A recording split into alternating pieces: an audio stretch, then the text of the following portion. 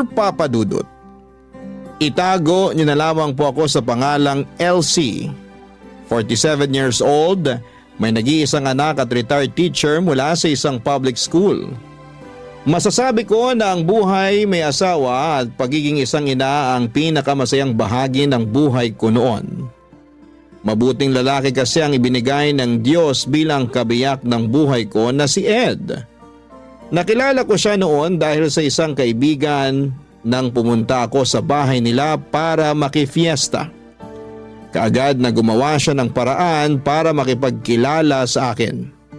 At aaminin ko na kaagad din akong na-attract sa kanya noon. Inakala ko pa noon na yun ang huling beses na magkikita at magkakausap kami. Pero hindi ko inaasahan na gagawa siyang muli ng paraan para magkalapit kaming dalawa. Pinuntahan niya ako sa school kung saan ako nagtatrabaho. May dala siyang prutas at bulaklak na para sa akin. Nang sumunod na araw, sa bahay naman siya dumalaw na may dala ring pagkain. Hanggang sa nanligaw na nga siya at hindi siya nabigo na tuluyang makuha ang pag-ibig ko. Nang magpakasal kami at magsama sa isang bahay bilang mag-asawa, doon ko na realize na hindi ako nagkamali ng lalaki na piniling mahalin. Dahil wala siyang ibang ginawa kung hindi ang iparamdam sa akin kung gaano ako kaswerte na siya ang napangasawa ko. Naging mapagmahal at responsable siyang asawa sa akin at tatay sa anak namin. Pero ang masayang pagsasama namin ay hindi pala talaga panghabang buhay. 3 taon pa lang ang anak naming si Dennis nang tuluyan akong iwan ni Ed nang namatay siya ng dahil sa cardiac arrest, Papa Dudut.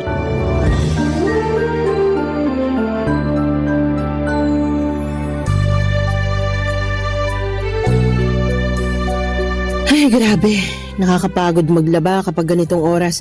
Buti na lang hindi pa gaanong mataas ang araw sa likod ng bahay. Hindi rin masyadong mainit habang naglalaba ako kanina. Ano kayang pwedeng maluto para sa tanghalian namin ni Dennis? Teka, anong naaamoy ko? Oh, Ma, tapos na po kayong maglaba? Oo. Dineretso ko na rin ng sampay para kapag umaraw mamaya matuyo na rin kaagad. Mukhang napagod po kayo. Sandali lang po at pupunasan ko yung pawis sa noo nyo.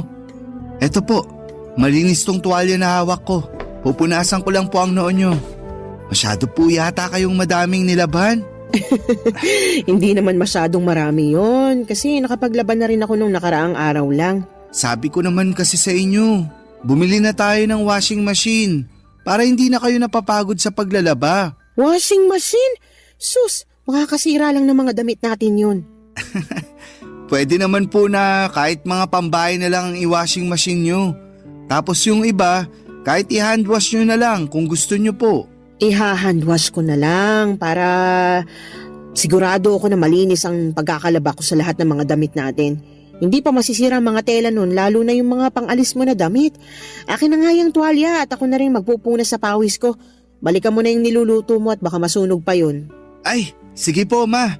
Papatayin ko na rin yung apoy sa kalan. Kasi luto na rin naman po yung karne ng manok doon. Maupo na rin po kayo kasi nakapaghain na rin po ako ng para sa tanghalian natin. Sige, at medyo gutom na rin ako. Ano palang niluto mo na ulam? Ang paborito nyo pong binakol, Ma. Ay, kaya naman pala amoy pa lang. Mukhang napakasarap na ng niluto mo kasi paborito ko. Sana nga po magustuhan nyo. Alam nyo naman po na hindi talaga ako madalas magluto. Nagulat nga ako nang may maamoy akong ulam mula sa kusina. Yung pala nagluluto ka na ng pananghalian natin. Nung makita ko kasi po kayong naglalaba kanina, naghanap na po ako ng pwedeng iluto sa ref natin. Sakto naman po ang mga ingredients na nakita ko para sa binakol na manok. Sana talaga pumasa sa inyo ang lasa ng niluto ko na yan. Eto, titikman ko na nang malaman natin kung lasang binakol ba yung niluto mo o baka mamaya lasang afritada o adobong manok pala ito. Ma, wala naman pong sarsaya na kagaya ng sa adobo o apritadang manok. Biro lang naman. Eto, titikman ko na talaga, ha? Masarap tong sinigang na manok mo, ha? Ma, Binakol po yan at hindi sinigang. Pero seryoso na anak, masarap tong niluto mong binakol na manok. Talaga po, Ma? Walang halong biro? Walang halong biro. Pwede ka na ngang mag-asawa sa sobrang sarap nitong niluto mo.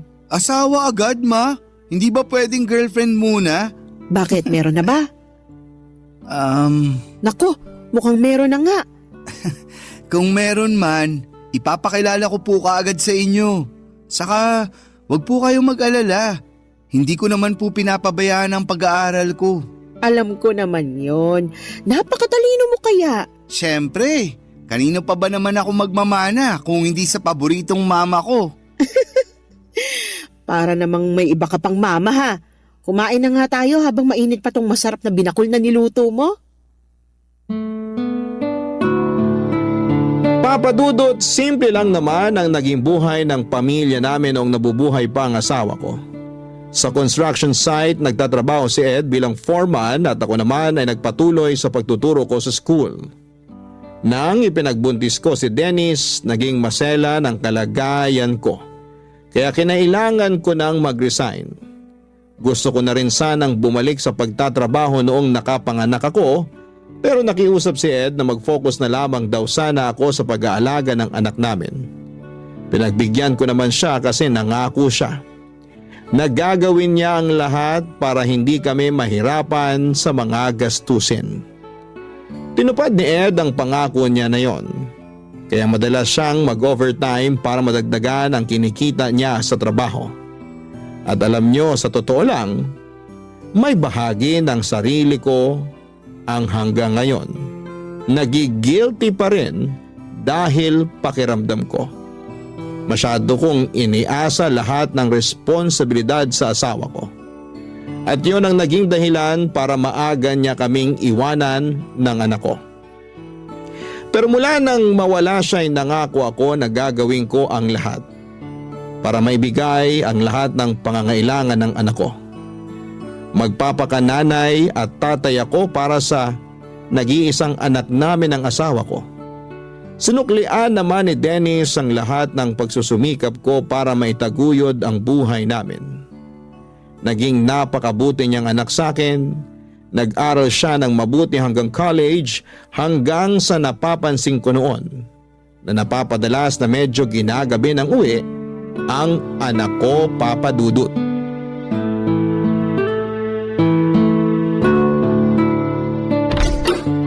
Mukhang hindi pa nakakauwi si Dennis dito sa bahay ah.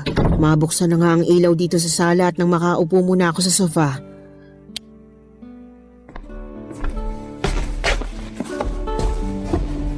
Ay, nakakapagod yung mga klase ko kanina. Ang hirap talaga kapag may bumibisita sa amin ng mga head teacher mula sa ibang school. Napakaraming dapat asikasuhin. Ma, nakauwi na po pala kayo. Kakadating ko lang dito sa bahay, nagpapahinga lang ako ng konti tapos mag-aasikaso na ako ng pagkain para sa hapunan natin. Nagugutom ka na ba? Hindi pa naman po. Uupo na lang din po muna ako dito sa sofa. Gusto mo bang buksan natin ang TV? Hindi na po, kasi wala naman po akong inaabangan na palabas sa TV ng ganitong oras. Sige, pero bakit parang napapadalas yata na ginagabi ka ng uwi ngayon? May inaasikaso lang po ako. Tungkol ba yan sa introduction ng research paper ninyo? Hindi po, Ma. Baka napapadalas na masyadong pagsama mo sa gimikan ng mga kaibigan mo ha? At napapabayaan mo ng pag-aaral mo. Wala namang problema sa akin kung kanino ka pa bumarkada, basta hindi makakaapekto sa pag-aaral mo. Hindi po ako gumigimik. Kasi wala rin naman po akong hilig sa paglalakwatsa o pagtambay sa kung saan-saan. Saka, konti lang din naman po ang kaibigan ko sa school. Ayoko rin ang nakikipag-usap sa kung sino-sinong estudyante na walang kinalaman sa subject ko. Mabuti naman. Pero bakit nga napapadalas na ginagabi ka ng uwi dito sa bahay? Ang totoo po, naghahanap po kasi ako ng trabaho. Trabaho? Para saan?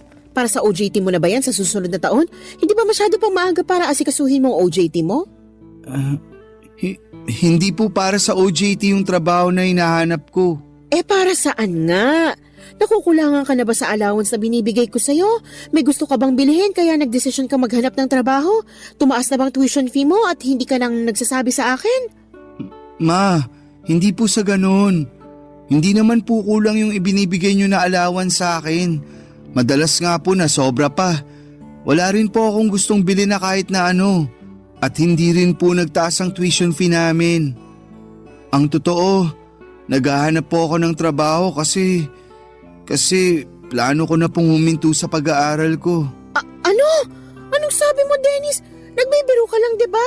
Pinaprank mo lang ako kaya sinasabi mo yan ngayon. Hindi po ako nagbibiro. At mas lalong hindi ko po kayo pinaprank. Seryoso po ako sa sinabi ko na hihinto na ako sa pag-aaral. Pero bakit nga? Anong pumasok sa isip mo basta ka nalang gumawa ng ganyang klaseng desisyon? Ma, sana po maintindihan niyo ang desisyon ko na to kasi sa totoo lang, hindi rin po ito madali para sa akin. Mas lalong hindi madali para sa akin yung sinasabi mo. At hindi kita maiintindihan hanggat hindi mo pinapaliwanag na maayos kung bakit gusto mong huminto sa pag-aaral. Sorry po, Ma. Kailangan ko lang po talagang gawin to kasi buntis po yung girlfriend ko. May girlfriend ka? Opo. At magkakaanak na po kami kaya kailangan ko po siyang panagutan. Ito po ang dahilan kung bakit nagdesisyon ako na hindi na mag-e-enroll sa susunod na semester. Magtatrabaho na lang po ako para sa magiging anak namin. Papa Dudut, masasabi ko na maswerte ako sa dalawang lalaki na ibinigay sa akin ng Diyos. Responsable at mabait na asawa si Ed. Pati na rin sa malambing at matalino kong anak na si Dennis. Akala ko talaga noong mawala si Ed ay hindi ko nakakayanin na magpatuloy pa sa buhay. Mula kasi nang maging mag-asawa kami, lahat ng bagay sa buhay ko ay nakaplano ng kasama si Ed. At paano ko pa susundin ang mga plano na yon kung hindi ko na makakasama ang asawa ko? Iniisip ko na lamang na kailangan ko pa ring magpakatatag para sa anak ko. Dahil ako na lang ang pwedeng asahan ni Dennis, Papa Dudut. Mabuti na lamang at lumaki talagang mabait, malambing, masunurin at matalinong bata ang anak ko. Hindi niya ako binibigyan ng sakit ng ulo at bonus na lang talagang mahusay siya sa mga klase niya. Masasabi ko rin na marami siyang namana sa tatay niya. Kasama na doon ang hilig na bumuo ng mga malalaking pangarap para sa hinaharap. Pareho din sila ni Ed na pangarap na mabigyan ako ng malaki at maayos na bahay. Ang sabi ko naman, masaya na ako sa simpleng buhay na meron ako basta kasama ang anak ko. Ang hindi ko inaasahan noon, yung malaking pagbabago na mangyayari dahil sa pagpasok ng bagong tao sa buhay namin, Papa Dudut. Barangay Love Stories. Barangay Love Stories. Papa Dudut, sa totoo lang, gusto kong magalit nang sabihin sa akin ni Dennis na nakabuntis siya ng babaeng hindi ko pa nakikilala. Hindi ako nagagalit kasi masisira o magbabago lahat ng mga plano at pangarap ni Dennis para sa akin. Yung inis at sama ng loob na nararamdaman ko ay para sa anak ko. Kasi bukod sa mga pangarap niya para sa akin ay meron din siyang sariling pangarap na alam kong magugulo ng dahil sa mga nangyari. Ang kinakasama pa ng loob ko noon ay yung desisyon niya na huminto sa pag-aaral. 1.5 taon na lang kasi at makakagraduate na dapat siya sa college. Kaya lang ay hindi ko na siya napilit pa na ituloy ang pag-aaral niya. Kahit sinabi ko na handa akong tulungan siya sa lahat ng gastusin sa college at sa magiging anak niya. Ayaw niya raw kasi na ipasa sa akin ang responsibilidad dahil sa pagkakamaling nagawa niya. Sinabi ko naman sa kanya na hindi isang pagkakamali ang makabuntis ng babae. Sadyang naging mapusok lamang sila at hindi nakalimutan na maging responsable sa mga desisyon na ginagawa nila noon, Papa Dudut.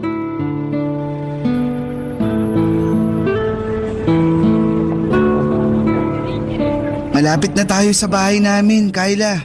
Medyo malayong lakaran pala to, no? Oo, kasi bihira ang dumaraan na tricycle dito sa street namin.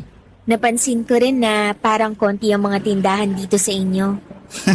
Medyo nga. Pero wag kang mag-alala. Kasi may sari-sari store na katabi mismo ng bahay namin. Ayun, sakto. Alam mo naman na mahilig akong bumili ng mga kutkuti na pagkain. Mas okay talaga na may malapit na tindahan sa atin. Pero sa totoo lang, kinakabahan na ako. Kasi baka hindi ako magustuhan ng mama mo. Sobrang bait ng mama ko. Kaya sigurado ako na magugustuhan ka niya. At magkakasundo kayong dalawa. Nandito na tayo sa bahay namin. Pagpasensya mo na lang kasi simple lang tong bahay namin. Uy, ang ganda kaya ng bahay niyo, Dennis. May gate pa bago yung mismong pinto ng bahay. Ang ganda pa ng mga halaman dito sa garden niyo. Naku, alagang-alaga ni mama yung mga halaman na yan. Pasok na tayo sa loob. Kasi sigurado akong excited na rin si mama na makilala ka.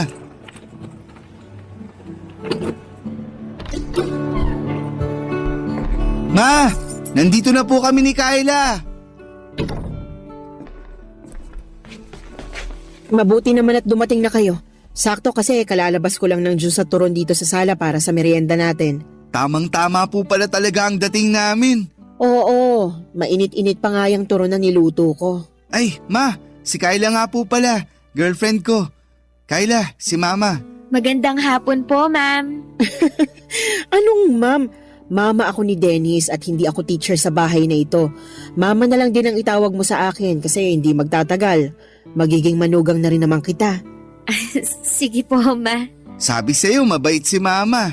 At maganda pa, parang ikaw. Oo nga. Maganda talaga ang mama mo, lalo na sa personal. Magaling ka talaga pumili ng girlfriend na ipapakilala sa akin, Dennis. Maupo na muna kayo sa sofa nang makapagmerienda na tayo. Alam nyo ma, kanina pa kinakabahan tong si Kyla. Kasi ang sabi niya, baka taray-tarayin nyo raw siya. Uy, wala akong sinabing baka tarayan ako ng mama mo, Dennis. Pero totoo namang kinakabahan ka kanina, di ba? Kahit naman hanggang ngayon, kinakabahan pa rin ako. Ito kasi yung unang pagkakataon na makikilala ko ang mama mo. Huwag kang mag-alala, Kyla. Basta mahal ng anak ko, mahal ko na rin. Pero matanong ko lang, saan ba kayo nagkakilala ni Dennis? Wala pa kasi siyang masyadong nakukwento sa akin tungkol sa'yo. Sa school din po kung saan nag-aaral si Dennis. Ah, magkaklase kayo ng anak ko? Hindi ko po siya kaklase at matagal na rin po akong huminto sa pag-aaral.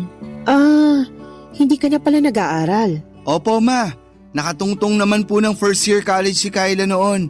Pero nang mamatay ang mga magulang niya 3 years ago, tita na lang niya ang kasama niya. Doon po siya nagdesisyon na magtrabaho na lang. Ah, ganun ba? Paano kayong nagkakilala sa school kung hindi naman pala siya estudyante doon? Nagtatrabaho po ako sa kantin sa loob ng university kung saan madalas na kumakain si Dennis. Doon po kami nagkakilala. Masipag pong magtrabaho si Kyla at yun talaga ang pinaka nagustuhan ko sa kanya. Alam ko po na hindi ko talaga siya naikwento sa inyo noon. Pero mabuting tao po si Kyla at mahal na mahal ko po siya. Kaya sana po, okay lang sa inyo na dito muna kami tumira habang hindi pa siya nakakapanganak. Siyempre naman kasi bahay mo na rin to, anak. Huwag kang mag-alala kasi maaasahan mong suporta ko sa lahat ng desisyon na gagawin mo. Lalo na kung para sa relasyon at magiging anak ninyo ni Kyla.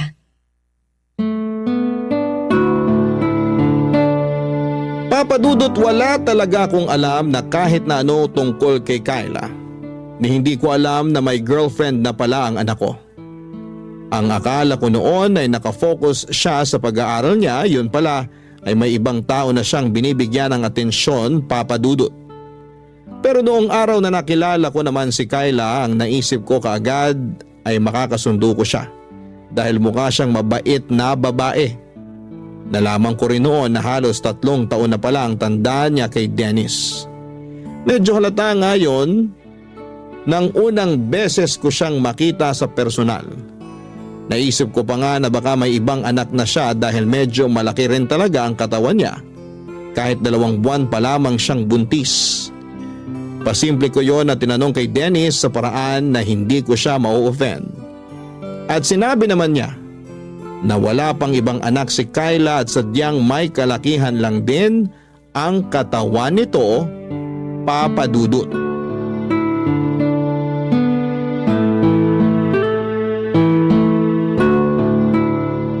Ma, gagabihin po pala ako ng uwi mamaya. Huwag niyo na po akong hintayin ni Kyla na magapunan. Ipagtatabi na lang kita ng ulam para mabilis kong mainit pag uwi mo dito sa bahay. Bakit pala gagabihin ka ng uwi? Kulang po kasi kami ng waiter sa restaurant kaya kailangan namin magdagdag ng oras sa duty namin. Naku, sayang naman kasi. Balak ko pa namang magluto ng paborito mong igado na ulam para sa hapunan. Talaga? Ipagluluto mo ako ng paborito ko? Oo, kaya nga plano kong sumama mamalengke mamaya kay mama eh. Pwede mo pa rin namang iluto yung paborito ko, Kyla. Hindi na nga lang tayo sabay na makakapaghapunan. Kasi ayoko mapuyat ka sa paghihintay sa akin. O sige, pero siguraduhin mo na kakainin mo yung iluluto kong ulam ha? Kahit sunog pa yung luto mo, kakainin at uubusin ko lahat yan. Grabe ka naman. Hindi pa naman ako nakapagluto ng sunog na ulam nung nagtatrabaho pa ako sa kantin. Joke lang naman yun. Ikaw naman oh, akala ko naman nakatikim ka na ng sunog na luto ng girlfriend mo. Naku ma, masarap po magluto si Kyla. Ay talaga? Opo, kasi minsan binibigyan niya pa ako ng pagkain na niluto niya sa bahay nila kapag wala siyang pasok sa kantin. Malapit lang din po kasi yung bahay ng tita ko sa university kung saan nag-aaral dati si Dennis. Kapag wala po akong trabaho, dumadaan po siya doon para saglit na dalawin ako o makipagkwentuhan sa akin. At kapag aalis na po ako, palagi na po siyang may pabaon na pagkain sa akin. Kaya pala may mga oras noon na maaga kang umaalis ng bahay natin. Akala ko may inaasikaso ka lang na para sa mga klase mo eh. Opo ma, pero never ko naman pong pinabayaan ang pag-aaral ko kahit nanliligaw pa lang ako nun kay Kyla. At kahit po boyfriend ko na si Dennis, palagi ko rin pong pinapaalala sa kanya na mag-focus sa pag-aaral niya. May isang beses lang po talaga na naging mapusok kami. Sorry po ma. Nako, huwag nyo nang isipin yon kasi hindi na natin mababago yung mga nagawa nyo noon at yung mga nangyari noon. Mas mahalaga ngayon na mag-focus tayo sa present, lalo na sa future na para sa baby ninyo. Tama po kayo. Kaya magsisipag talaga ako sa trabaho para sa pamilya na to. Teka, kailangan ko na nga rin po palang umalis kasi baka malate pa ako. O sige, mag-iingat ka anak. Opo ma, lalabas na rin po ako ng bahay. Bye-bye po. Bye Kyla. Bye, mag-iingat ka.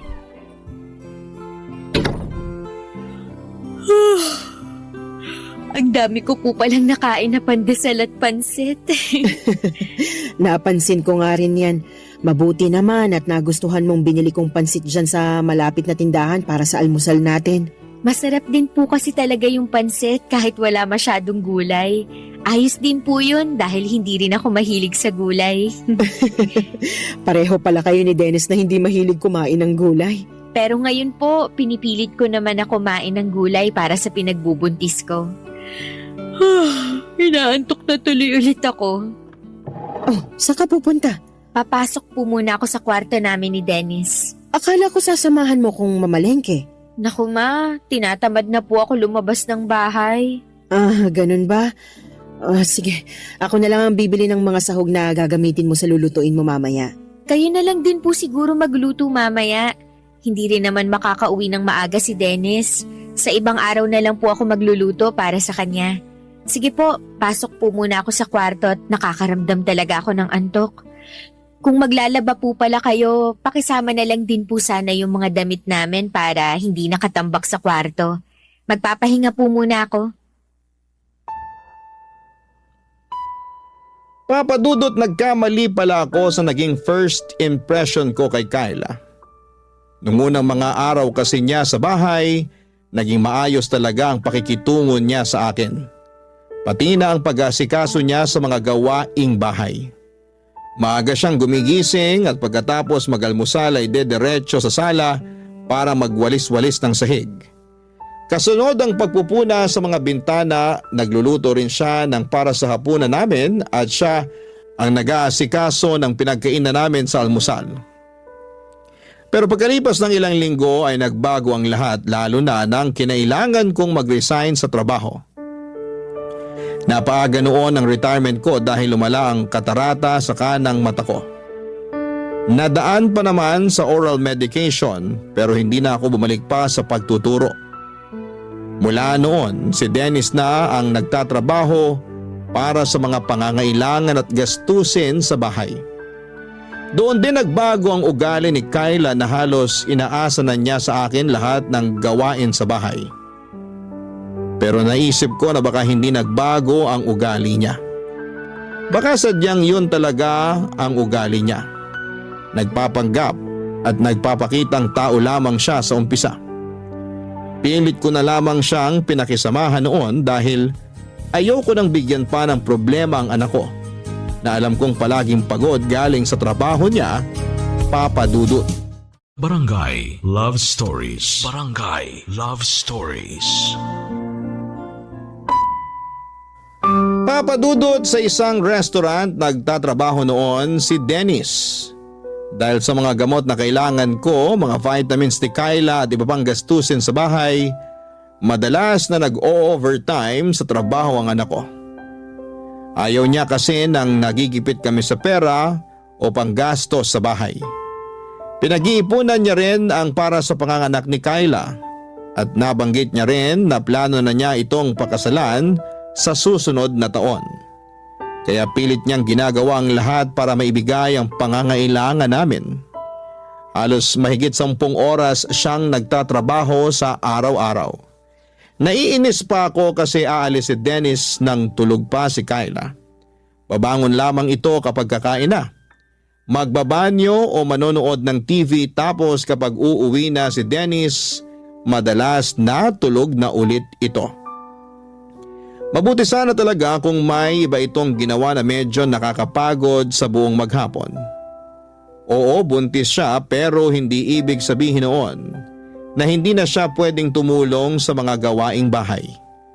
Hindi rin naman masela ng kalagayan niya kaya walang dahilan para maghapon lang siya na nakahiga sa kama o manood ng TV. Pero hinayaan ko lamang siya at walang kahit na anong narinig mula sa akin. Ang sabi ko baka kapag nanganak na si Kyla ay mas magiging maayos ang ugali niya. Pero naging malala ang lahat lalo na nang makunan si Kyla.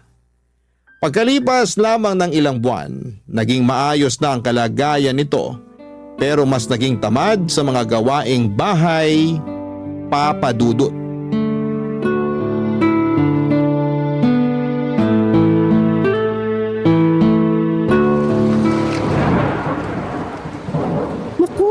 Lakas ng ulan sa labas ng bintana kung kailan naman patapos na ako dito sa niluluto ko.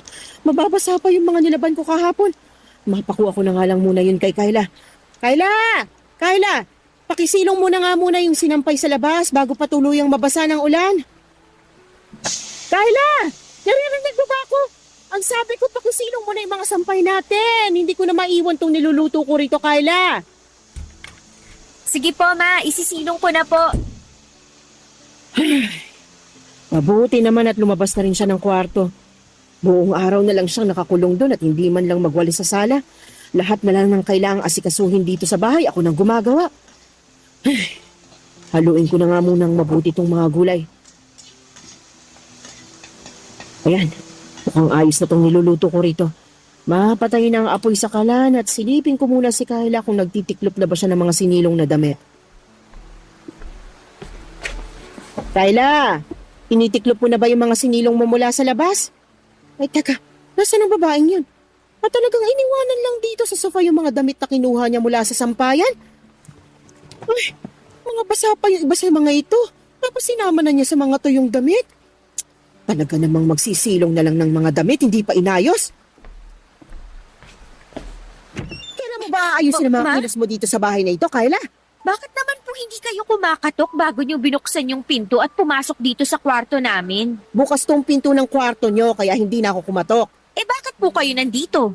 Mamaya pa naman po ako kakain ng tanghalian pagdating ni Dennis. Hindi kita pinuntahan dito para sabihin nakahain ng tanghalian mo sa lamesa. Hindi ba ang sabi ko sa'yo? Isilong mo yung mga sinampay sa labas dahil umuulan na. Opo, at sinunod ko po ang utos nyo na isilong ang mga sinampay. Nilagay ko na nga po lahat sa ibabaw ng sofa. Kaya ano pa po bang kinakainis nyo dyan? Ginawa ko naman po yung inuutos nyo sa akin. Ayun na nga eh. Ginawa mo nga ang inuutos ko pero hindi mo naman inayos. Ni hindi mo malang inihiwalay yung mga tuyong damit doon sa iba, doon lang sa mga nabasa na sa ulan. At sana, tiniklop mo na rin yung ibang tuyo doon nang hindi nakakalat sa may sofa. Ma, ang sabi nyo kanina, isilong ko lang ang mga yon. Wala naman po kayong sinabi na pati pala pagtitiklop, kailangan ko pang gawin. Kailangan ko pa ba talagang sabihin yun? Syempre naman po. Hindi ba pwedeng magkusa ka na lang kasi alam mo naman kung anong dapat na gawin pagkatapos isilong ang mga damit? Hindi ko naman po damit ang lahat ng yon. Yung iba po doon, damit nyo at damit ni Dennis. Kaya bakit ako pa ang magtitiklop ng mga yon? Ako lang ang naglaba? Grabe, Pagtitiklopin mo ng malakas lahat ang ng ulan yun? sa labas. Oh, ma, ano pong ginagawa niyo dito sa kwarto namin ni Kyla? Kinakausap ko lang itong girlfriend mo. Bakit po? Ay nako Dennis, di ba kanina ko pa sinabi sa'yo na masakit ang ulo ko? Oo, nabanggit mo nga bago ako umalis kanina para kumuha ng updated police clearance ko. Ayan kasi si Mama. Inutusan pa ako na lumabas para isilong ang mga damit kanina. Naulanan ako kaya lalong sumakit ang ulo ko. Tapos ngayon, inuutusan pa ako na tiklopin ang lahat ng mga damit na sinilong ko kanina. Ma, bakit naman po kay Kyla niyo pa pinapagawa yun? Pwede naman pong ako na lang ang magtupi ng mga damit mamaya. Hindi naman kasi talaga masakit ang ulo ng girlfriend mo. Ayaw niya lang talagang kumikilos dito sa loob ng bahay natin. Ma, kanina pa po sinabi sa akin ni Kyla na hindi talaga okay ang pakiramdam niya. Basta, ako na po ang magtutupi ng mga damit mamaya. Huwag niyo na pong ipagawa yun kay Kyla para makapagpahinga na lang din po siya. Nakapagluto na po ba kayo ng para sa tanghalian natin? Oo, maghahain na ako para sabay-sabay na tayo makakain ng tanghalian. Papadudot, 7 buwan na ang ipinagbubuntis ni Kyla nang makunan siya dahil naging mahina ang puso ng baby niya. Grabe ang pagdadalamhati ng anak ko noon at halos 1 linggo ko siyang hindi makausap ng maayos.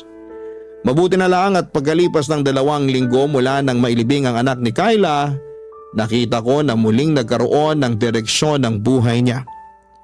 Nang mga panahon na yon ay madalas ko siyang nakakausap tungkol sa mga naging pagsisisi niya sa nangyari sa buhay niya. Sinabi ko na may malaking dahilan kung bakit nawala ng maaga ang anak niya. Parang yun nangyari sa akin noong maaga rin akong nabiyuda. Isa sa mga dahilan yon para mas lalo kaming maging matatag at sinabi ni Dennis na magfo-focus na lamang daw siya sa amin ni Kyla. At sa plano niya na pakasalan ito sa susunod na taon, kung ano ang pagsusumikap na ginagawa ni Dennis sa buhay ay kabaliktaran naman ang ginagawa ni Kyla sa bahay namin. Lumala ang pagiging tamad niya sa bahay at may mga oras na kapag nakikisuyo ako na tulungan niya ako sa ibang gawain, kagaya ng pagwawalis sa sala o pagluluto, palagi niya akong sinisigawan at sinasabi niya na abala ako sa pagsa-cellphone niya. At nang minsang magkasagutan pa kami ni Dennis, nang dahil sa kanya ay gusto ko talagang magalit sa anak ko dahil mas kinampihan pa nito ang babae na yon kesa sa akin ang nanay niya. Pero pilit ko na lamang na pinalampas ang lahat noon at patuloy na tiniis ang ugali ni Kyla. Pero ang isang bagay na hindi ko talaga natansya noon ay nang makita ko si Kyla na nakikipagharutan sa isang lalaki sa may mismong harapan ng gate ng bahay namin. Tinawag ko siya noon pero hindi niya ako pinansin tapos ay tinarayan pa. Hindi ako nakatiis pa kaya naman nilapitan ko sila, pinalis ko yung lalaki at pilit na pinapasok si Kyla sa loob ng bahay papadudot.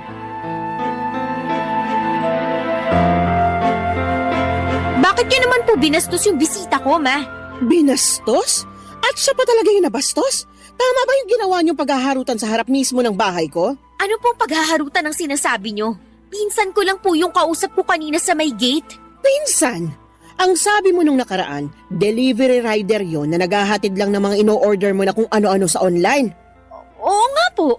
Pinsan ko po yung delivery rider na yon.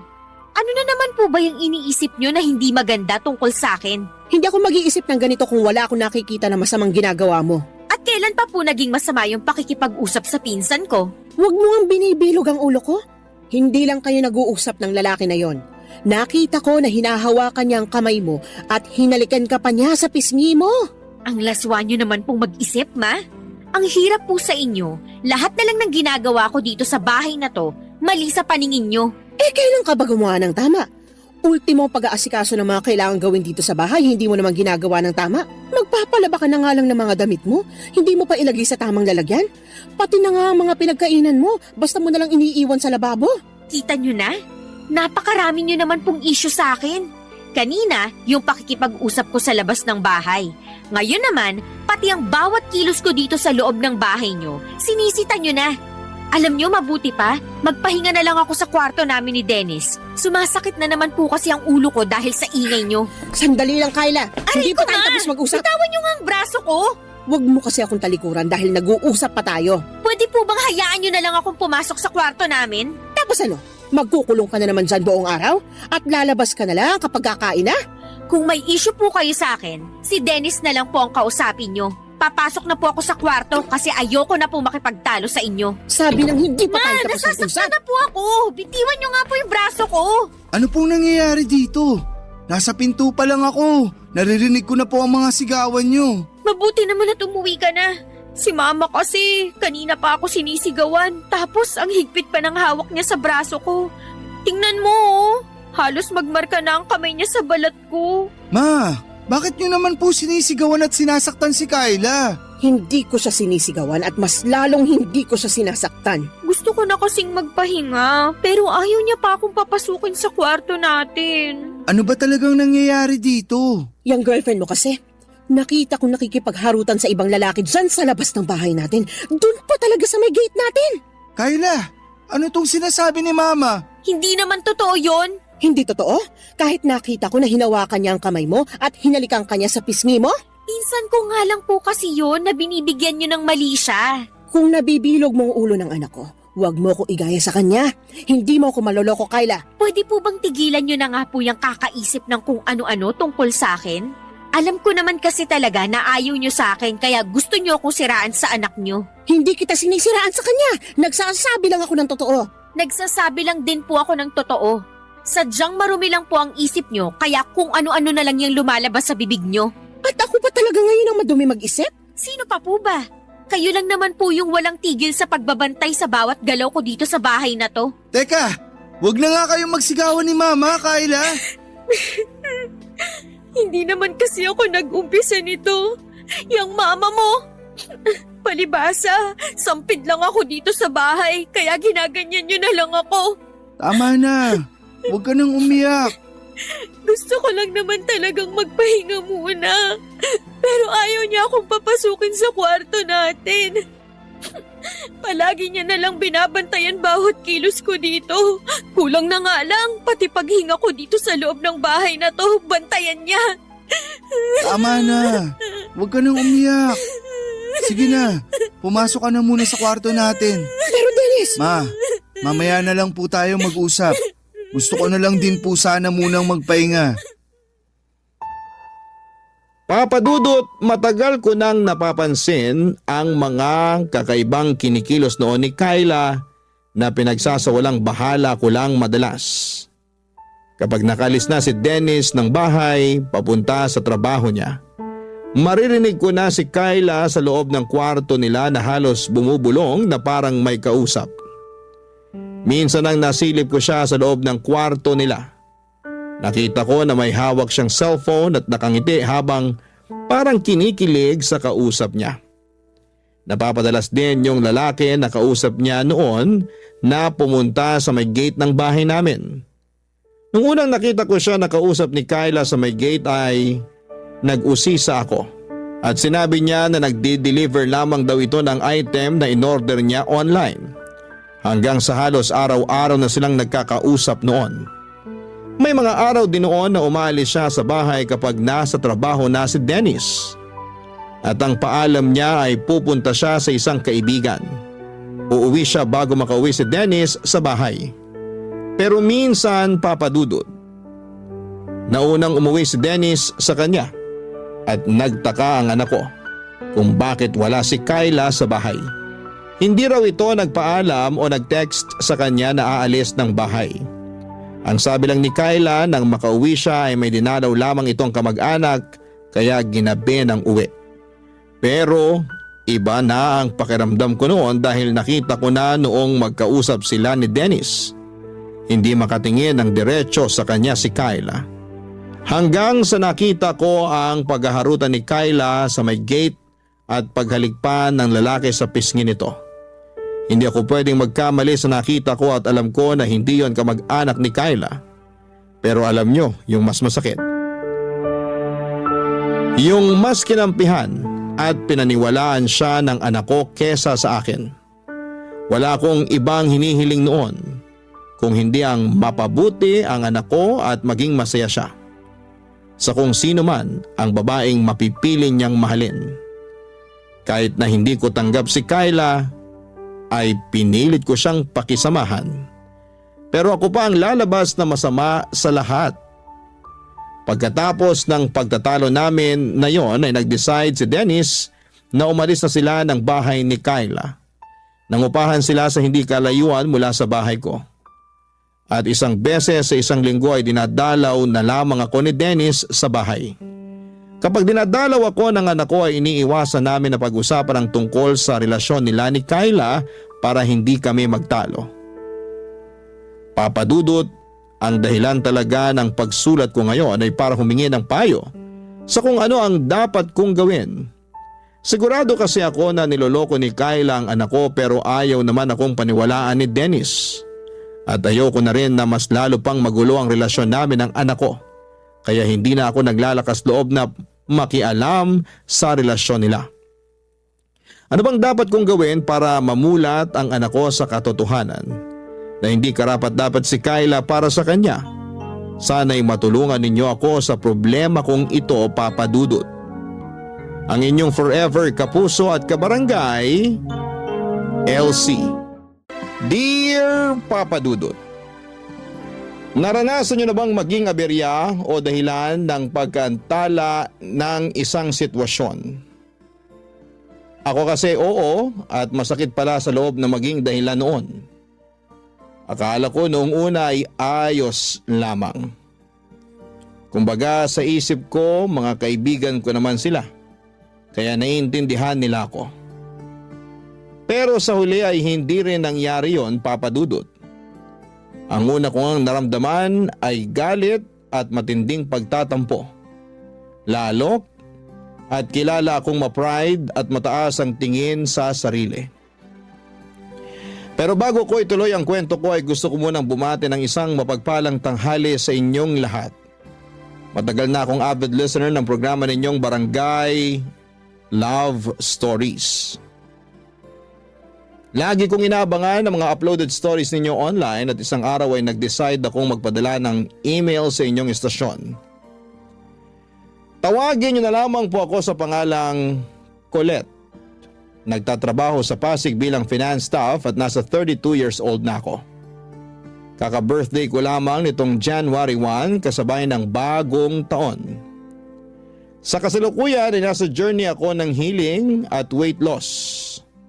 Malaking factor kasi ang mga pinagdadaanan ko sa nakaraan. Kaya lumobo ang timbang ko at pumalo ng lagpas na sa 100 kilo sa edad ko pa lamang na 30 years old.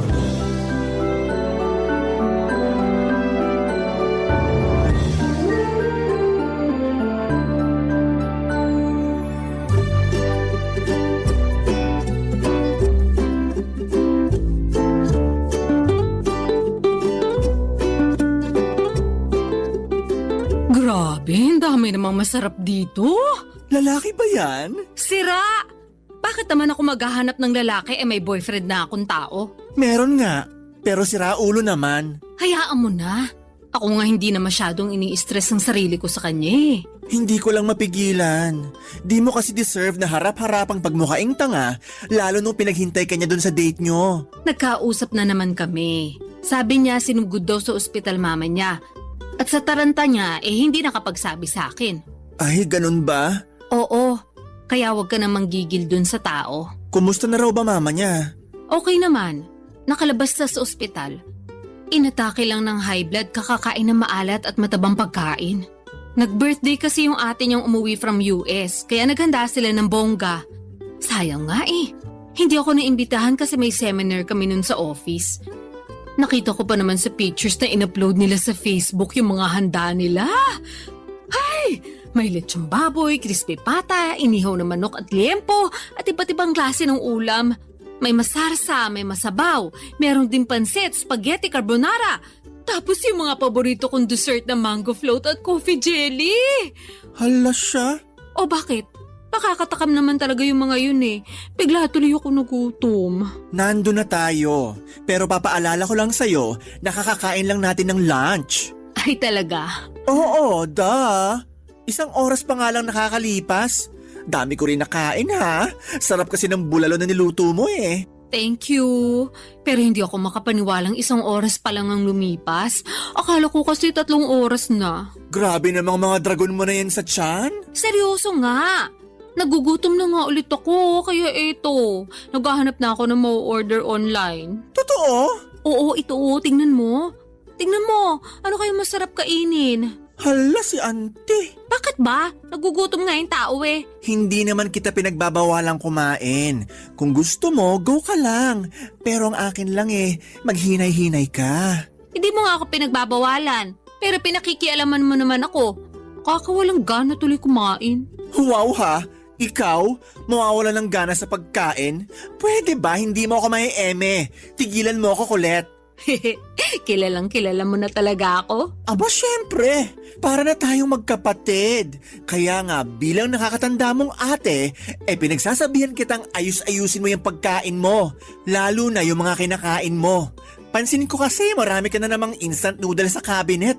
Tapos puro processed food yung nasa freezer mo. Marami ka rin soft drinks at junk food. Nag-grocery ka ba? Oo, kahapon lang. Lumagpas nga ako sa budget ko kasi marami akong kinuhang hindi naman kasama sa listahan ko. Nakaka-tempt naman kasi. Pero okay lang naman. Wala rin naman pagkain na nasasayang sa akin. Kaya pala nagulat ako. Kasi pang 5 tao yung supply mo kahit mag-isa ka lang dito sa apartment mo. Baka nakakalimutan mo. Pumupunta ka rin dito at pinagluluto kita katulad na lang nung kinain mong bulalo kaninang tanghalian. Oo, pero di ka tulad mo. Para lang akong pusa kumain. Kape-kape lang sa umaga, wala pang asukal. Tapos half rice lang sa tanghali at dasal na lang sa gabi. Ang boring naman ang buhay mo. Hindi kaya boring yun, no? Ikaw lang nagsasabi niyan. Basta, for me, boring yon. Kung ako siguro nasa sitwasyon mo, baka nategi na ako. Ay, ang OA naman? Tegi talaga agad? Oo. Sa bilis ko magutom, hindi ko kaya magdasal na lang sa gabi. May lang naman yung dasal. Pero alam mo namang di na ako nagdi-dinner, di ba? Oo. Tamang water na lang ako. Kasi bakit pa ako kakain? Gabi na rin naman. Hindi na ako magugutom noon dahil tulog na ako. Buti ka pa hindi nagugutom. Ako kasi kahit tulog, mas nananaig yung kalam ng sikmura kahit kumain naman ako ng pagkarami-rami bago matulog. So, no choice. Babangon talaga ako para mag-midnight snack. Grabe naman yung kahit kumain ng pagkarami-rami. Buti hindi ka binabangungot. Hindi naman ako naniniwala dun. At saka, mas babangungutin lang ako pag hinayaan ko magutom ako. Ay, iba rin. Kaya mabuti pa, tulungan mo na lang ako mamili ng masarap na merienda. Pasa ko dyan. Ako nga lang, di ba? Ako lang ang kakain, wag ka na. Papadudot, bata pa lamang ay tabain ako. Ako yung tipo na mahanginan lamang tumataba na. Malakas din kasi akong kumain at aaminin ko ng pagkain ang naging takbuhan ko kapag stress ako sa personal kong buhay at sa trabaho. Katulad na nga lang noong nasa bingit ng alanganin ng relationship ko sa aking longtime boyfriend. Bukod sa pinsang kong si Percy ay wala akong masyadong ka-close sa mga kaopisina ko. Kaya wala rin akong mapagkwentuhan sa kanila. Para sa akin ay malaki ang tutulong ng pagkain upang gumaan ang nararamdaman ko. Nagsimula ang hilig ko sa pagkain at minsan ko pa ngang binansagan ang sarili ko na certified foodie. Pangarap kong matikman ang lahat ng pagkain sa mundo. Meron akong obsession sa pagkain na nagsimula noong bata ako kung saan ay pribilehiyo sa akin ang makakain ng masarap lalo na at mahirap lamang kami. Maaga pang namatay ang nanay ko at nung nagkaroon ulit ng kinakasama ang tatay, nuknukan naman ang kadamutan sa pagkain ng madrasta kong yon. Sa kanya ko naranasang magutuman kaya ang ginagawa ko ay nagtatago ako ng pagkain at palihim na kinakain yon. Sa pagpapatuloy ng hindi maayos na relasyon ko sa aking boyfriend, itinuong ko sa pagkain ng lahat ng sama ng loob at hinanakit ko sa mga pagkukulang niya sa akin. Kaya nga makalipas lamang ng halos 2 linggo, nadagdagan ng 5 kilo ang timbang ko. Pumalo na ako noon sa 115 kilogram.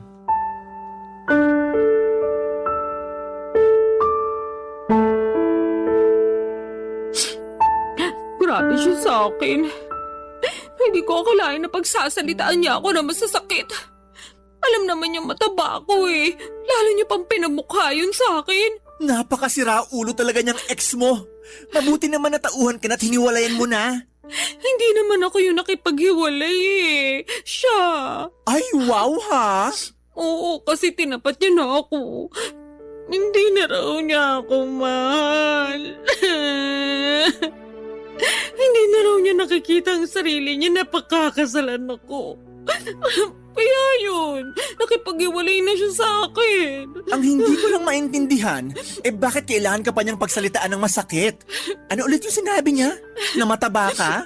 Oo, baboy daw ako. Tapos nalilitan pa siya sa baboy. Kinumpara pa niya ako sa balyena. Ala, tala.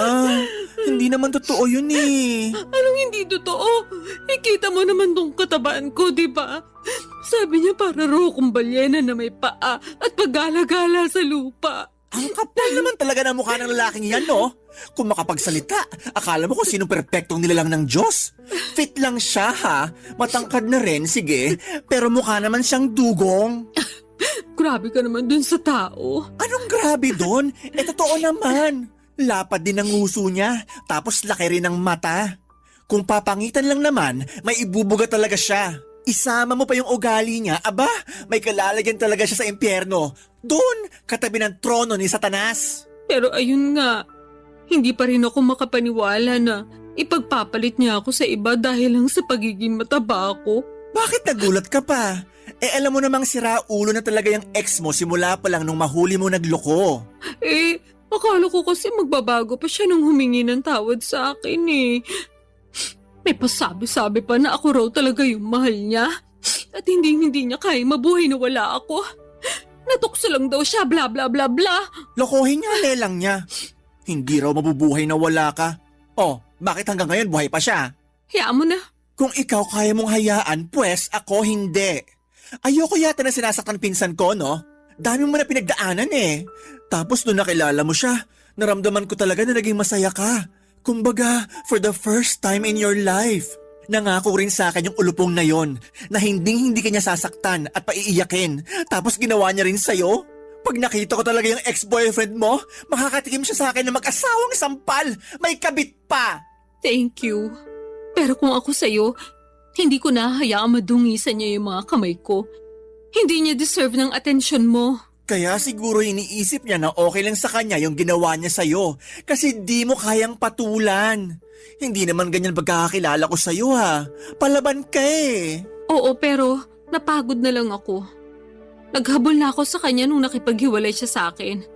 Nagmakaawa ako pero pinamukha niya lang sa akin kung gaano ako kapangit at kung walang kwentang tao dahil sa pagiging mataba ko. So, tama na yun. Once is enough, ika nga. Once is enough din, masampal ko lang siya. Kapal na pagmumukha. Alam mo, ibang klase na rin mga tao ngayon, no? Anong ibig mong sabihin? Yun bang sila na nga yung nagloko, sila pa yung may ganang mga insulto ng tao. Hindi na lang lumisa ng mapayapa, papunta sa kabilang buhay. Dami pa sinasabi. Mema naman. Anong mema? Mema sabi, ganon. Kainis eh. Sa bagay, totoo rin naman. Pero, totoo rin naman na mataba ako. Na-stress nga ako lalo kasi Nadagdagan pa ng 5 kilo yung timbang ko. Yun lang, pero di naman totoo na wala ka ng kwenta dahil lang sa timbang mo. Sa bagay. Kaya nga mema lang yung ex mo.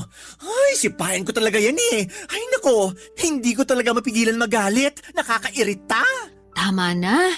Sige ka, baka sa sobrang galit mo dyan atakihin ka na lang bigla sa puso. Grabe ka naman sa atakihin sa puso. Kasi kita ko na yung mga ugat mo sa mata Ako'y natatakot para sa'yo.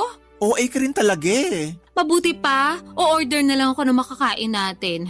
Ha? Gutom ka na naman? Oo, nakakapagod palang umiyak tapos sa maling tao pa. Kaya ayun, ginutom ako. Dahil dyan, kakain ako.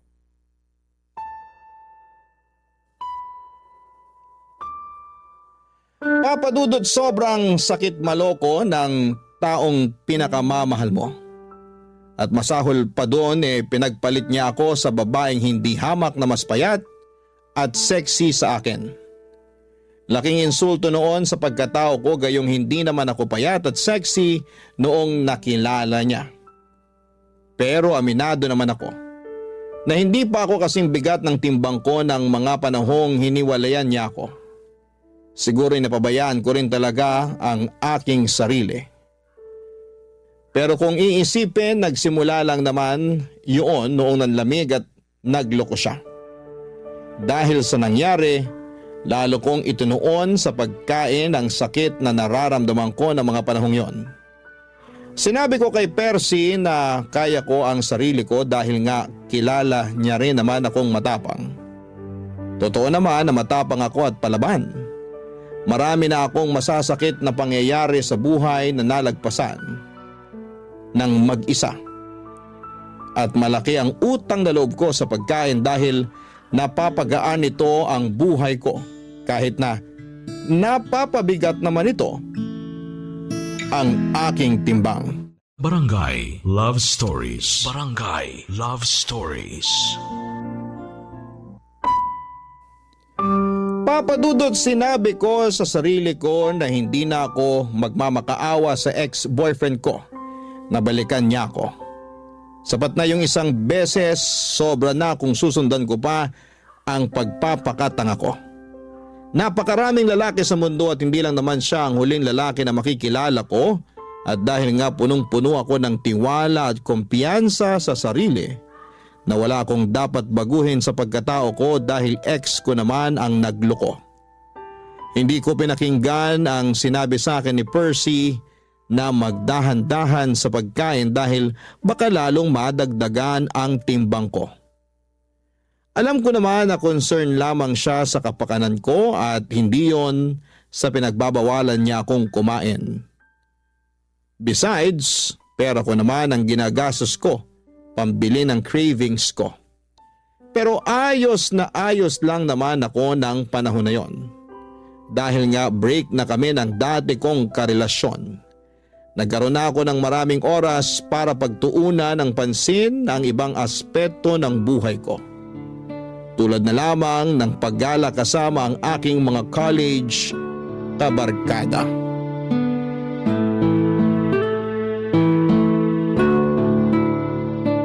Eto, pasalubong ko sa'yo. Wow, keychain! Thank you! Matadagdagan na naman ang koleksyon ko. Ref magnet nga sana kaya lang wala naman dun sa hinintuan namin. Tapos hindi na ako nakapamili ng design kasi hindi na ako bumaba sa sasakyan. Nagpabili na lang ako sa isa naming kaibigan. Hayaan mo, sa susunod, ref magnet na ang ibibigay ko sa'yo. Okay na yon. Thank you ulit. Welcome! So, ano pa? Anong ano pa? Pasalubong ko? May dala ko dung pagkain, kainin mo. Ayoko, busog pa ako. Tsaka di naman yun yung tinatanong ko eh. Ano nga uli yun? Nakalimutan ko na kasi. Di ba nagpapakwento ko sa'yo bago mo inabot sa akin tong pasalubong mong keychain? Ay oo, kaya lang, nasa na nga ba tayo sa pinag-uusapan natin? Ay nako, nasa 30 ka pa lang pero ulyanin ka na. Sabihin mo na lang kaya, kaysa inaano mo pa ako. Inaano ka dyan? Wala akong ginagawa sa'yo, no? Ay, bahala ka na nga dyan. Eme lang, ikaw naman, di ka na mabiro? Kilala mo ko, hindi talaga ako mabibiro. Kaya sabihin mo na lang sa akin kung ano yung tinanong mo bago ko ibigay sa iyo yung keychain. Oo na, kamahalan. Pero ayun nga, tinatanong ko kung ano pang ginawa niyo ng mga barkada niyo dun sa resort. Sabi mo lang kasi maganda. Tapos nag-swimming kayo. Yun lang? Eh di ba beach resort yun? Tas alam ko maraming bar dun. Di kayo lumabas? Ha, oo. Tama ka naman na beach resort yon at maraming bar. Pero sila lang yung lumabas, hindi ako sumama. Ay bakit? Hindi naman ako umiinom eh. Ngek, di mo naman kailangan uminom ng hard drinks. Meron naman mga ladies drinks doon. Kung ayaw mo pa rin, sana nag-juice ka na lang for the sake of party-party. Pagod ako noon, kaya nagpaiwan na lang ako sa tinuluyan namin. At saan ka naman napagod? Saan pa ba? E di sa biyahe. Tsaka after ng dinner na yun, nakapag-swimming na kami nung hapon hanggang gabi nung nagkayayaan sila. Kaya nga dapat mas lalo mong sinulit yung stay nyo doon. Di ka ba nakikinig? Pagod na nga ako. Ayoko na maglakad. Feeling ko hindi ko na kayang humakbang that time. Ay, ang OA talaga? O hindi OA yun na. Sinasabi ko sa'yo pagod ako. Oo na. OA, kaya natulog ka na lang pag alis nila. Actually, pag alis nila, nagpunta ako sa malapit na restaurant para kumain. Grabe, ang sarap pala ng pagkain nila doon. Medyo pricey nga lang pero sulit na sulit. 10 out of 10, babalikan! Wow! Wala nang energy para sumama sa mga kaibigan, pero may energy pumunta sa malapit na restaurant at kumain. Ano namang masama doon? Kumain lang naman ako. Naubos ko rin kaya yung order ko. Wala akong sinayang na pagkain, no? Hindi ka naman talaga marunong magsayang ng pagkain. Ay oo naman. Marami kayang nagugutom ngayon at yung magutuman ang pinaka-iyokong pakiramdam sa mundo. Alam ko naman yon, kaya sige, move on na tayo. Hindi ako makakapag-move on sa sarap ng mga in-order kong pagkain. Parang ang naiwan pa sa dila ko until now. Nalalasahan ko pa. Baka naman di ka lang nag-toothbrush ha? Napakabaliw mo talaga. Eme lang. Oh, ano pa? Anong ano pa? Kinabukasan, ano pang ginawa nyo? Wala naman. Swimming lang ulit pero sa beach na kami nun. Wow, nakakamiss din mag-beach. Sakto lang. Kasi nilamig na ako agad kaya umahon na ako. Tapos nag-sunbathing ako since tirik naman yung araw. Then may dumaan na naglalako ng ice cream na avocado flavor. Ayun, napabili tuloy ako. Wow, ibang klase. Nilamig, tapos nag-ice cream. Oo, alam mo namang paborito ko yung avocado, di ba? So, hindi ko matanggihan. Nakaapat na apa nga ako. Uy, buti hindi sumamatsan mo. Hindi naman. Bakit? Grabe naman yung apat. Tiba-tiba si Manong sa'yo for sure. Hayaan mo na. Basta ako nag-enjoy sa ice cream ko. Parang wala ka namang ibang ginawa doon kundi kumain. Actually, tama ka. Kumain lang ako ng kumain. Ang susarap kasi ng mga pagkain doon. Tsaka naisip ko, hindi naman kami lagi nandun Kaya dapat sulitin ko na. Papa Dudut, masaya talaga ako na makasama sa out of town at beach trip namin ng mga college friends ko. Matagal na rin kasi nila akong niyayaya kaya lang ay nasa circle namin yung guy na palaging pinagseselosa ng ex-boyfriend ko noon. Nakwento ko kasi sa kanya na naging crush ako noong kaibigan kong yon pero hindi ko naman ito tipo. Binasted ko pa nga noong nagtapat saktong graduation namin. At matagal na yon, bago pa kami nagkakilala ng ex ko. Pero patuloy pa rin niyang pinagseselosan yon hanggang sa pinag-awayan na namin ang pagsama ko sa mga gala ng barkada ko. Hindi nagtagal ay nagka-jowa rin naman ang kaibigan namin yon at nauna pa ngang kinasal sa amin. Pero patuloy pa rin siyang pinagseselosan ng boyfriend ko kaya ako na mismo ang umiwas sa mga yaya ng barkada ko. Nagtampo pa nga sila sa akin pero pinaliwanag ko naman ang panig ko, Papa Dudut. Sa huli nauunawaan naman nila at narespeto ang kahilingan ko. At dahil nga wala naman akong kaklose sa mga kaopisina ko ay hindi rin ako nakakagala o nakakalabas. Masasabi ko na malaking bagay sa healing journey ko ang mga travel namin. Pangarap ko rin kasing makarating sa iba't ibang panig ng Pilipinas, lalo na't kumikita na ako ng pera at wala pa naman akong sariling pamilya. Kaso aminado ako, na sa tuwing gumagala kami mabilis akong mapagod at hapuin. Kahit nga ilang minutong paglalakad hinihingal na ako. Kaya mas gusto ko na lamang na magstay sa hotel at kumain. Bagay na sa tingin ko ay unti-unting kinainisan sa akin ng mga barkada ko.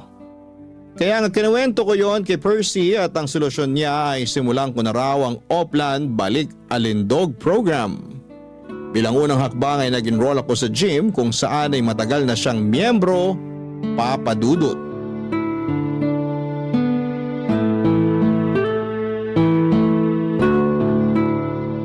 Nakakainis ka naman, Colette. Bakit ka naman naiinis dyan? Tanong-tanong ka pa talaga? Sinayang mo lang naman membership fee dun sa gym. Hinahanap ka kaya ni coach sa akin? Sabihin mo na lang hindi na ako babalik. Ayoko na. Suko na ako. Suko ka na agad? Nakakailang session ka pa lang? Ano magagawa ko kung ayaw ko na talaga? Baka naman sa isip mo lang yan ha? Sigurado ako sa desisyon ko. Pinag-isipan ko yun nung muntik na akong lagnatin dahil sa sakit ng katawan after nung first session. Grabe kaya pakaramdam ko nun. Kulang na lang magpa-ospital ako eh. Sobra naman yung magpa-ospital. Sa pagkakatanda ko, nag-treadmill ka lang naman nung unang araw mo. Correction, isama mo na yung pag-akyat baba natin dun sa hagdan papunta sa gym. Kung bakit kasi hindi uso elevator dun? Nasa 3rd floor din kaya yung inakyat baba natin. May elevator naman, pero under maintenance. Tsaka ayaw mo nun. Naka-warm up ka na nung umakyat ka sa hagdan. Magandang cardio rin yun para maramdaman mo namang may puso ka. May puso ako, no? Ramdam na ramdam ko sa tuwing kinikilig ko kung tikman yung bagong pagkain sa menu. Yan, dyan ka magaling sa pagkain. Ano namang masama doon? May batas ba na nagbabawal akong kumain? Walang batas at hindi masama. Bakit kasi ganyan ang tono mo? Para mo na rin sinabing wala akong karapatang kumain. Hindi naman ganyan punto ko. Ang akin lang, nagpatulong ka sa akin para makapagbawas ng timbang, di ba? Kesyo dami mo nang nararamdaman sa katawan mo at gusto mo namang makasabay sa trip ng mga kaibigan mo. So ako naman, sige, tinulungan kita. Pero bago yon, tinanong muna kita kung talagang desidido ka na magbawas ng timbang. Sabi mo, oo. Kaya nga nag-enroll tayo sa gym, di ba? Oh, makalipas lang ng ilang session ayaw mo na? Ano na lang gagawin mo sa buhay mo para mabawasan timbang mo? Hindi ko alam. Parang ayoko na nga mabawasan ng timbang kasi okay naman ako. Anong okay? Paano ka naging okay? Medyo hassle nga lang pag nagko-commute, pero wala namang karapatang mang-discriminate yung mga driver porke mataba ako. Irereklamo ko talaga sila, sige. O sige, ando na tayo. Pero paano na lang yung overall health mo? Yung katawan mo, hindi lang sa labas kundi sa loob. Sabi mo, mabilis kang hingalin, di ba? Oo, kaya nga sinabi ko sa sarili ko na iiwasan ko na lang yung mga bagay na hihingalin lang ako. Hindi ganun yun. Ano bang pinagsasasabi mo dyan? Hindi mo iiwasan. Dapat solusyonan mo. Ganun yun. Yang hingal mo, resulta yan ng hindi mo pag-e-exercise at sobrang pagkain. Dinamay mo na naman yung mga pagkain ko. Wala naman sa yung ginagawa yung mga pagkain. Tsaka mas hinihingal nga ako sa pag-e-exercise. Kulang na nga lang lumaylag dila ako nung nagte-treadmill ako. Tapos yung machine na parang umaakit ka sa hagdan. Stair climber? Oo, yun nga. Grabe, tagapawis ko dun ah. Ewan ko ba, umakit na nga ako ng hagdan na hanggang 3rd floor tapos pagkaganunin pa ako ni coach. Ano yun? Naglolokohan na lang ba kami? Hiyang-hiya naman sa'yo si coach. Palitan mo na kaya siya, no? Pag pinalitan ko siya, sigurado magsasara ang gym kasi papalitan ko ng restaurant business. Mas marami kita ko doon for sure. Alam mo, ewan ko sa'yo. Kinain ka na ng sistema. Hindi sistema ang kumain sa akin. Tsaka nagsasabi lang naman ako ng totoo. Hindi naman ako masaya sa pagpunta ng gym na yan eh. Sakit ang katawan ng inabot ko. Alam mo kung saan ako masaya? Oo, parang alam ko na kung saan. Sa pagkain? Tama! Ay, pag kumakain ako, parang nakalutang sa alapaapa mga paa ko. Lalo na syempre kapag masarap yung kinakain ko. Tsaka mas nai-enjoy ko yun. Mas nagiging masaya ako. Delusional ka lang. Akala ko ba walang masama sa pagkain? Wala nga. Pero yung pagiging matakaw mo sa pagkain, yun ang masama. Sobra ka naman. Hindi ako magsasorry. Duwag. Mabuti pa, order na lang ako ng merienda. Ay nako. Bagay talaga sa yung pangalan mong Colette. Masyado kang makulit. Sa totoo lang, Papa Dudut, mabibilang sa daliri ko sa kamay kung ilang beses lamang akong pumunta sa gym na pina-enrollan sa akin ni Percy. 1, 2 o 3 lang yata, tapos ay ayoko na. Totoo naman na sayang yung pera na binayad ko sa membership fee, pero hindi na lamang ako nang hinayang doon dahil ayoko na. Suko na ako. Unang session pa lamang namin ay sobrang sakit na ng katawan ko. Halos hindi na ako makakilos na para bang akala ko ay mamamatay na ako ng mga panahong yon. Pero dahil sinabi ng pinsan ko na normal lang naman daw yon, nagpatuloy pa ako ng ilang session pa. Kaya lang ay hindi ko talaga kaya, Papa Dudut. Ako pa naman yung klase ng tao na hindi nagtitiis kapag nasasaktan na. Well, siguro ay nagawa kong tiisin yung pagiging unfaithful sa akin ng damukol kong ex-boyfriend. Pero pinangako ko sa aking sarili na yun na ang huling bagay na titiisin ko. Kaya kahit naiinis sa akin si Percy dahil sa hindi ko pagiging desidido na magpapayat ay wala na akong pakialam pa. Dahil doon ay natuon ulit ang atensyon ko sa labis na pagkain upang mabawasan ang aking stress. Barangay Love Stories. Barangay Love Stories. Papa Dudut, mabilis na lumipas ang 3 buwan mula sa dati kong timbang na 115 kilo ay pumalo na ako sa 150 kilograms. Sobrang taba ko na at ang bigat-bigat na ng katawan ko. Dagdag pa yung palagiang pagsama ng aking pakiramdam. May mga araw na ayoko nang bumangon sa higaan para pumasok sa trabaho dahil nakakapagod mag-asikaso. Bukod doon ay nahihirapan din ako mag-commute dahil sa timbang ko. Kita ko na rin sa salamin na lumolobo talaga ako ng husto. Lumaki ang mga braso ko at hita at nadagdagan ng 1 layer ang bilbil ko sa tiyan at sa leeg ko. Umumbok din ang aking mukha at hindi ko na makita dahil sa dagdag na taba ng aking leeg. Doon na ako nagsimulang ma-frustrate habang binabalikan sa isipan ko kung ano-anong klaseng pagkain ang kinain ko noong nakaraang 3 buwan. Na-realize ko na sobrang daming carbohydrates, maalat at matatamis na pagkain ng walang pasubali kong nilantakan. Malala kapag magkaka-period na ako dahil nandun yung magkikrave talaga ako sa iba't ibang unhealthy food and drinks. Tapos nung isang beses ay hindi ako dinatna ng menstruation ko. Akala ko'y delay lang pero dahil praning ako ay nagpakonsulta na ako sa isang OB-gynecologist. Doon ko napag-alaman na may PCOS ako o Polycystic Ovarian Syndrome. Bilateral din. Ibig sabihin po nun ay 2 ovary ko ang merong cyst na nakakaapekto sa aking hormones. Bukod doon ay lumabas sa laboratory exam ko na may type 2 diabetes din ako. Dahil sa mga sakit ko ay lalo akong na-frustrate. At imbes na gawin ng payo sa akin ng mga doktor na magbawas ng timbang ay kabaligtaran noon ang ginawa ko. Mas lalo akong nagpakalango sa pagkain, Papa Dudut.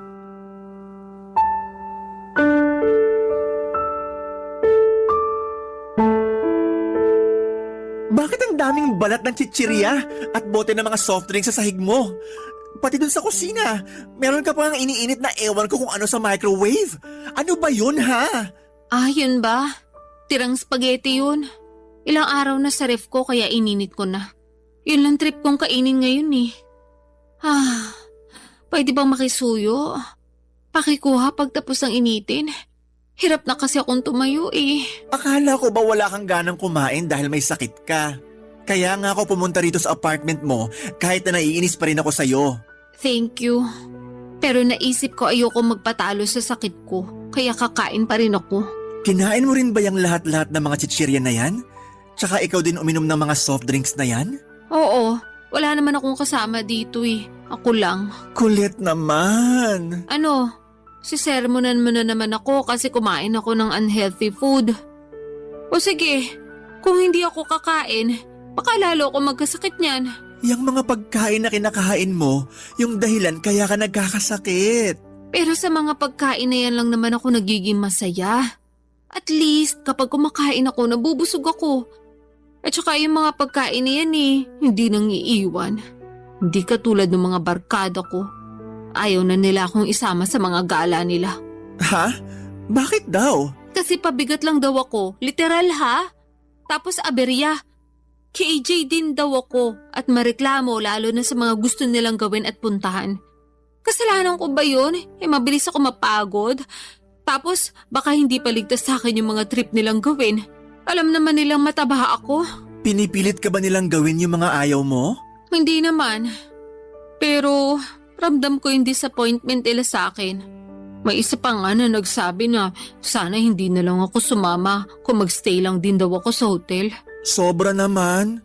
Pero totoo rin naman Nakakapanghinayang naman talaga. Lalo bihira lang kayo pumunta dun sa lugar. Kaya dapat sulitin nyo na. Sinusulit ko naman kaya nga kinakain ko lahat ng pwede kong kainin. Kaya lang hindi nila yun maintindihan. Palibhasa, hindi sila ang nasa posisyon ko. Alam mo, gusto kitang kampihan kasi pinsan kita. Pero may point din naman yung mga barkada mo. Siguro nga mas mabuti pa na hindi ka na nila isama kaysa naman ganun palagi yung tingin nila sa'yo. Yun bang pabigat tsaka aberya? Kasi masakit din naman sa part mo yun. Pero yun nga, di ko rin sila masisisi. Hindi mo ba talaga nakikita na dapat may baguhin ka rin sa sarili mo? Di na muna para sa iba, kahit sa sarili mo na lang. Alam ko namang meron pero hindi ko alam kung paano mag-uumpisa. At saka natatakot ako na baka huli na ang lahat lalo na meron na akong nararamdaman sa katawan ko. Nakapagpa-check up ka na ba? Oo, sa OB-gynecologist at saka sa endocrinologist. May PCOS ako at saka type 2 diabetes. Mataas din ang creatinine ko at saka blood pressure. Santisima, bata-bata mo pa pero napakarami mo ng sakit. Kaya nga Kailan ka pa ba nagpa-check up? last week lang. Bakit ngayon mo lang sinabi sa akin? Nahihiya ako sa iyo At saka natatakot ako na baka sabihin mo kasalanan ko rin naman kaya nangyari sa akin to. Naaalala ko kasi na sinabi mo masama ang pagiging matakaw. Oo, pero kailangan mo nang makakaramay. Lalo na sa sitwasyon mong yan. Okay lang naman ako. Karamay ko naman yung mga pagkain. Alam mo, hindi tama yan. Baka lalo ka lang mapasama sa ginagawa mong yan Tsaka di ka naman pinagbabawalang kumain. Pero sana piliin mo naman yung mga pagkain na papapasukin mo sa katawan mo. Nahihirapan ako. Hindi ko alam kung paano ko magsisimula. Pakiramdam ko pag hindi ako nakakakain ng mga pagkain kinasanayan ko, mamamatay ako. Alam mo ba yung pakiramdam na yun? Ang hirap! Hirap na ako magkontrol. Mas gusto ko nalang mamatay para matapos na itong mga nararamdaman ko. Gaga, alam mo namang hindi yan ang solusyon, di ba? Huwag ka munang mamatay. Marami pa tayong lugar na pupuntahan pag gumaling ka na. Please lang, huwag ganyan ang isipin mo. Ewan ko, nawawala na ako ng pag-asa na magbabago pa ang buhay ko. Papadudot mga bata pa lamang ay close na kami ni Percy. Dahil solong anak lamang ako at wala rin namang kapatid sa tatay at madrasta ko. Ang pinsang kong yon ang tumatayong nakatatandang kapatid sa akin. Hindi naman nagkakalayo ang edad namin, 2 taon lang ang tanda niya.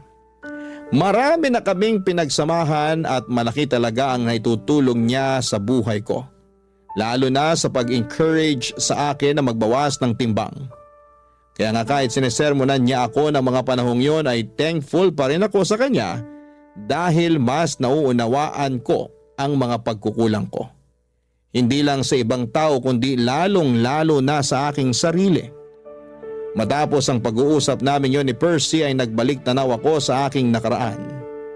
Bumalik ako sa mga panahong nagsimula akong magkaroon ng unhealthy relationship sa pagkain. Alam ko kasi na walang kasalanan ng mga kinakain ko sa kondisyon ko dahil ako mismo ang nawala ng kontrol. Pero naniniwala din ako na hindi pa naman huli ang lahat lalo na kung desidido akong magbagong buhay. Kaya nga noong 2024 lang ay pinatapos ko muna lahat ng mga handaan bago ko pangatawanan ang New Year's resolution kong magpapayat ng tuluyan. Bilang unang hakbang, nagbawas ako ng kinakain lalo na yung unhealthy katulad ng junk food, soft drinks at sugary treats. Sobrang hirap. Lalo na at umabot na ako sa puntong naglalaway ako, makakita lamang ako ng mga paborito kong pagkain. Pero sa tulong ni Percy at ng aking dietitian ay kinaya ko naman. Sunod kong binawasan ay ang mga consumption food ng carbohydrates. Ang mga halimbawa noon ay kanin, tinapay at mga pasta. Pero hindi ko naman kagad inalis sa sistema ko, lalo na at meron akong mga sakit. Bukod doon ay nag-invest din ako ng treadmill. Ginagamit ko lang naman yon pag maulan, pero pag hindi naman ay sinasamahan ako ng pinsang kong maglakad-lakad sa gabi. Nagbabadminton at volleyball din kami, pampapawis. Kaya sa loob ng 2 buwan, nabawasan na ang timbang ko ng halos 10 kilo.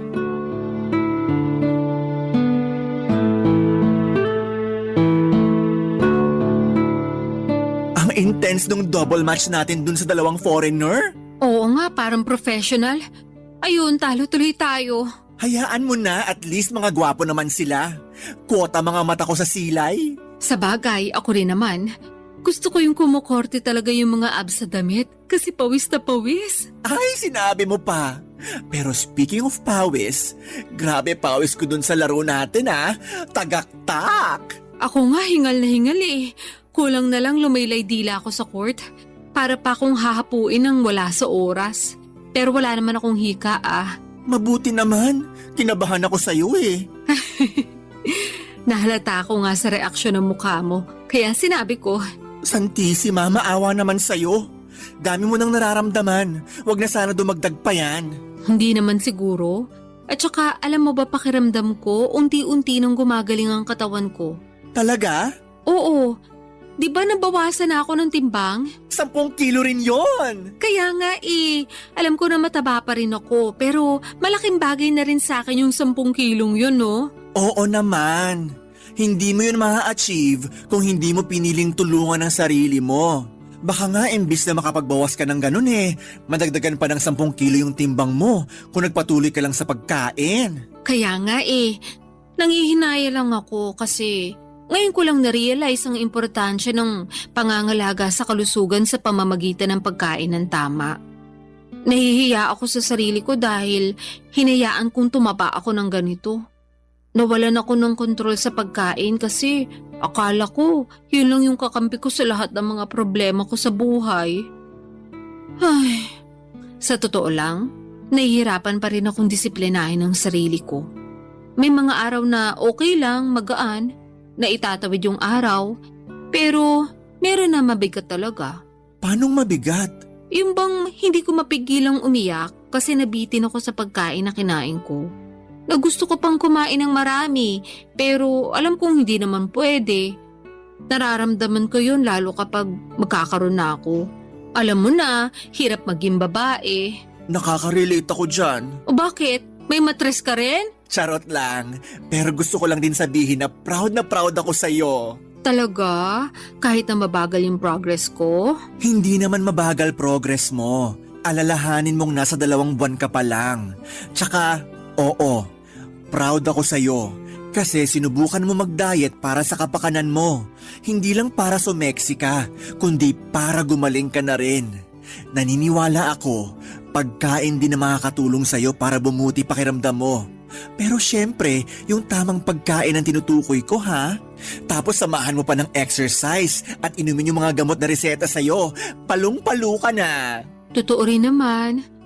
Nang pinagpapawisan kasi ako at nakapagbawas ng timbang gumaan talaga ang pakiramdam ko as in. Pakiramdam ko nga ibang tao na ako.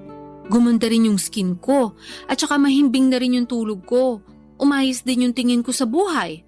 Kung dati madalas ako mawala ng pag-asa, ngayon alam kong may magandang bukas na naghihintay sa akin pag nagpatuloy at nagtiyaga ako sa ginagawa ko. Ganyan nga. Kaya proud talaga ako sa iyo eh. Alam ko na hindi madali pero kinakaya mo. Grabe, bilib na bilib ako sa iyo. Pinagmamalaki kita. Thank you. Pero kung tutuusin, hindi ko naman to magagawa kundi dahil sa'yo.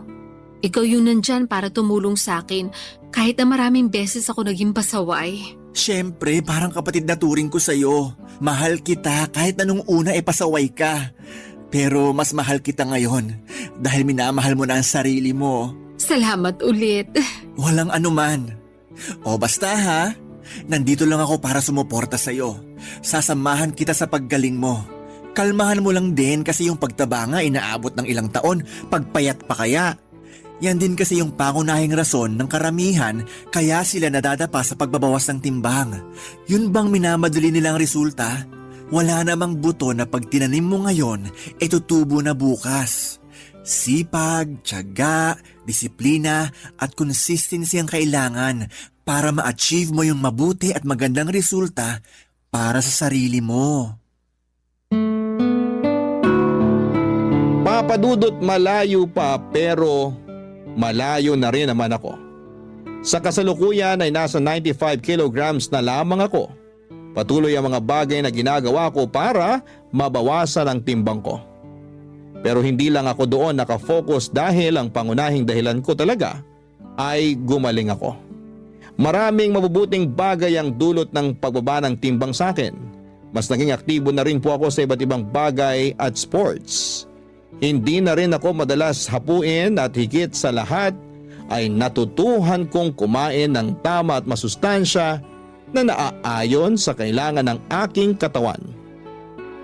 Hindi ko pa na-achieve ang goal weight ko pero hindi ako susuko lalo na ngayon na mas mahal ko na ang aking sarili. Sabi nga nila kapag maayos ang tingin mo sa iyong sarili ay naapektuhan noon hindi lang ang iyong pananaw, kundi maging ang relasyon mo sa mga bagay at tao na nasa paligid mo. Bilang nasa paglalakbay pa ako ng paggaling at pagbabawas ng timbang, sinama ko na rin po sa bucket list ko ang makapag-counseling upang ipakonsulta ang mga karanasan ko na naging dahilan para maging obsessed ako sa pagkain. Yun din kasi ang sabi ng dietitian ko. Sadyang ako lang yung hindi pa handa ng mga panahong yon. Maraming salamat po Papa Dudut, sakaling mapili po ninyong i-area ang sulat ko sa programang Barangay Love Stories. Malaking bagay na makapagbigay ako ng inspirasyon sa ating mga kabarangay. Susulat ako ulit para mag-update sa latest kong timbang at kung sakali na makahanap na rin po ako ng panibagong pag-ibig. God bless po sa inyong istasyon and more power pa. Ang inyong forever kapuso at kabarangay, Colette.